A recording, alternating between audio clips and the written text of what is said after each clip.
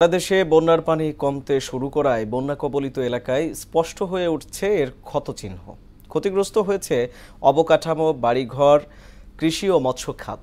দুর্গতদের মধ্যে জীবিকা হারানো এবং খাদ্য নিরাপত্তাহীনতা বড় উদ্বেগের কারণ হয়ে দাঁড়িয়েছে। স্যানিটেশন ব্যবস্থা ও সুপেয় পানির সংকটে বাড়ছে পানিবাহিত রোগের ঝুঁকি। প্রতিনিধিদের তথ্যে আরও জানাচ্ছেন আফরিন পপি।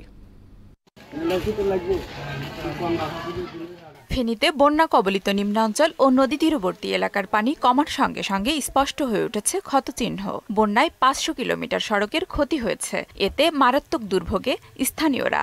জেলার ৬ উপজেলায় বন্যায় কৃষি, মৎস্য ও প্রাণী সম্পদ খাতেও ব্যাপক ক্ষতি হয়েছে। এদিকে বন্যা কবলিত হয়ে এ জেলায় এখন পর্যন্ত ২৮ জনের মৃত্যু হয়েছে। সিলিন্ডার নিয়ে আসতেছি প্রায় ১.৫ কিলোমিটার দূর থেকে।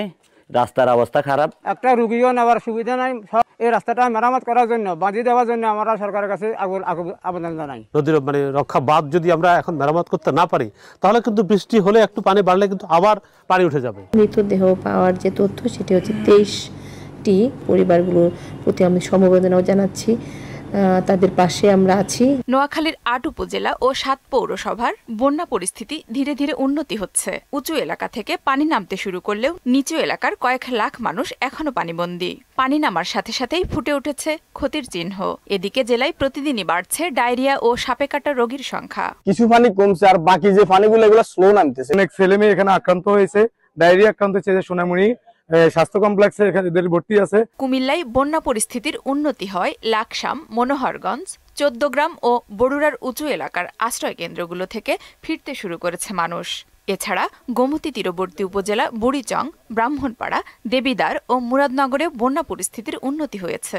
গাঙ্গে ভাঙ্গা ঘরদুয়ার অনেক নিচে। এই বাংতিটা কিভাবে আমগো সমাধান হইব, আমরা কিভাবে বাঁচতে পারবো এই চেষ্টা করতে হইব। বাড়ি ঘর ভাঙ্গা শেষ করতেছে, আমরা তাও জায়গা না। একটা ঘর তুলে দিকে থাকবে, এরকম কোনো জায়গা আমাদের বাড়িতে আর কেউ নেই। লক্ষ্মীপুরে পানি কমতে শুরু করলেও ৫ উপজেলায় এখনো পানিবন্দী প্রায় ৮.৫ লাখ পরিবার। আশ্রয় কেন্দ্রে ঠাঁই নিয়েছে প্রায় ২৫,০০০ পরিবার।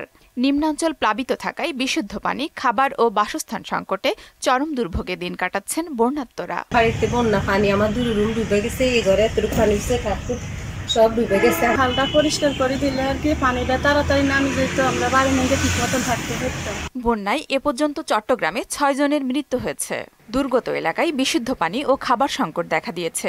বন্যা পরিস্থিতির উন্নতির সঙ্গে স্পষ্ট হয়ে উঠছে চট্টগ্রামের মিরসরাইয়ে ১৬৫টি গ্রামের সড়ক, বসতবাড়ি, কৃষিজমি, ব্যবসা প্রতিষ্ঠান ও মাছের পুকুরের ঘেরের ব্যাপক ক্ষয়ক্ষতির চিহ্ন। এদিকে বন্যা কবলিত এলাকায় সরকারি বেসরকারি সব পর্যায়ে ত্রাণ বিতরণ অব্যাহত আছে বলে জানিয়েছে দুর্যোগ ব্যবস্থাপনা ও ত্রাণ মন্ত্রণালয়। আফরিন পপি, মোহনা সংবাদ। সুদবিহীন ব্যাংকিংয়ে আত্মশুদ্ধির পথ এনআরবিসি ব্যাংকের ইসলামিক ব্যাংকিং আল আমিন।